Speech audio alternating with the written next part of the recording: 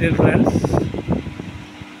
డిఎస్ఆర్బి కానీ ఎస్ఎస్సి కానీ పిఎస్ఆర్బి కానీ ఎస్ఎస్సి కానీ ఆర్ఆర్బి కానీ డిఎస్సి కానీ పోలీస్ రిక్రూట్మెంట్ కానీ ఏ ఎగ్జామ్కైనా హార్డ్ వర్క్ చేయాలి.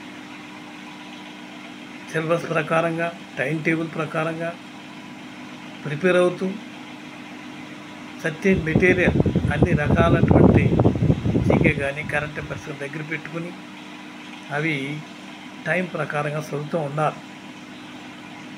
చదివిపోయిన మర్చిపోకుండా ప్రీవియస్ పేపర్ని ఒకసారి వెరిఫై చేస్తూ ఏ టైప్ ఆఫ్ క్వశ్చన్స్ ఎగ్జామ్లో అడుగుతున్నాడో టచ్ చేస్తున్నాడో ఆ టైప్ ఆఫ్ క్వశ్చన్స్ మీరు చదవాలి. రిపీటెడ్ క్వశ్చన్స్ మరి ముఖ్యంగా జ్ఞాపకం చేసుకోవాలి.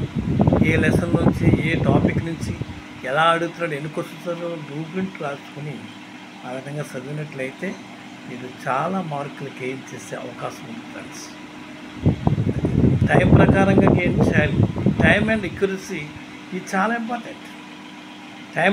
టైం అండ్ ఎక్యురసీ లేకపోతే మరి చాలా కష్టం. కరెక్ట్గా చేయాలి, టైంకి చేయాలి.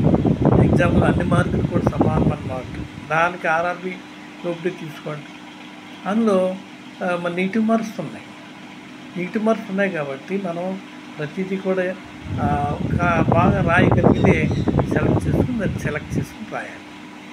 రాయలేనిది లేకపోతే ఎక్కువ టైం తీసుకునే దానితో పట్టుకుంటే తక్కువ టైంలో ఈజీగా ఆన్సర్ చేసే అవకాశం పోవచ్చు.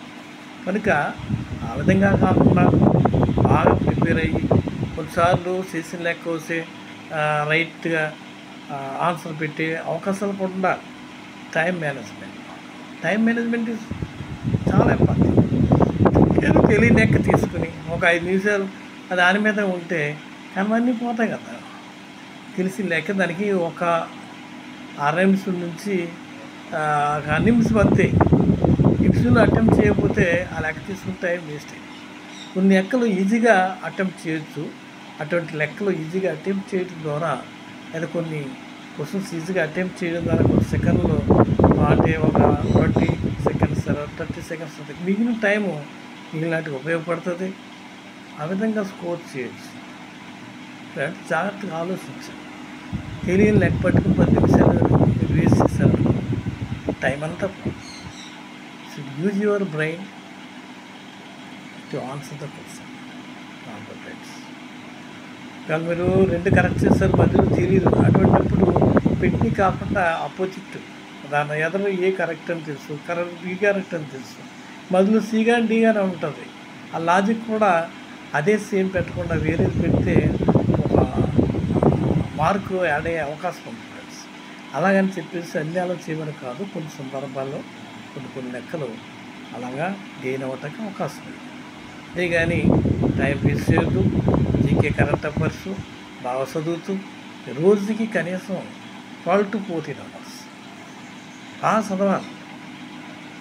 12 to 14 అవర్స్ చదువుతూ ఉండాలి, అనలైజ్ చేసుకుంటూ ఉండాలి, రిమెంబర్ చేసుకుంటూ ఉండాలి, ప్రీవియస్ క్వశ్చన్ పేపర్స్ చూడాలి, ఎటువంటి టైప్ ఆఫ్ క్వశ్చన్స్ చదువుతున్నాడు, ఎలా విధంగా మనం ప్రిపేర్ అవ్వాలి, ఆయా సక్సెస్ అలాగే తీరును చూసి ఇది కూడా ప్రిపేర్ అవ్వాలి ఫ్రెండ్స్. ప్రిపేర్ అవ్వకపోతే ఏదో పక్కన పట్టుకొని ఏదో కొంత కొన్ని పేజెస్ అది వదిలితే అక్కడ ఏమి రావు. ఆల్ టైప్ ఆఫ్ క్వశ్చన్స్ అన్ని ఏరియాస్ ఆఫ్ సక్సెస్ అంటే అన్ని టాపిక్స్ కూడా కవర్ అయ్యేలా టైం టేబుల్ వేసుకుని ప్రతిరోజు ఆ విధంగా చదివినట్లయితే you will get good score and you will get job. Planning చాలా important. Planning your preparation and implement your planning so that you should complete all the subjects. ఏదో లెక్కలే చదివితే వచ్చేస్తాయంటే రాదు. లెక్కలు, మెంటల్ ఎబిలిటీ, రీజనింగ్, సైన్స్ ఇవన్నీ చదవాలి. Current affairs GK అనేది lengthy అయినా అవి కూడా కొంచెం టచ్ చేస్తూ వాటన్నిటికీ సమపాలలో మీరు టైం కేటాయించి చదువుతూ ఉండాలి. ముఖ్యంగా ఎక్కువగా అడిగే ఏరియాస్లో జీకే కానీ కరెంట్ అఫైర్స్ కానీ రేరుగా వచ్చేవి చదువుతూ ఉంటే ఆటోమేటిక్గా నేను ఎక్కువ మార్కులు స్కోర్ చేసి ఉద్యోగాన్ని కైవసం చేసుకుంటుంది ఫ్రెండ్స్. ఈ విధంగా చేసి మీరు ఉద్యోగాన్ని సాధించాలని నేను కోరుతూ ఉన్నాను. Thank you friends. Thank you all of you.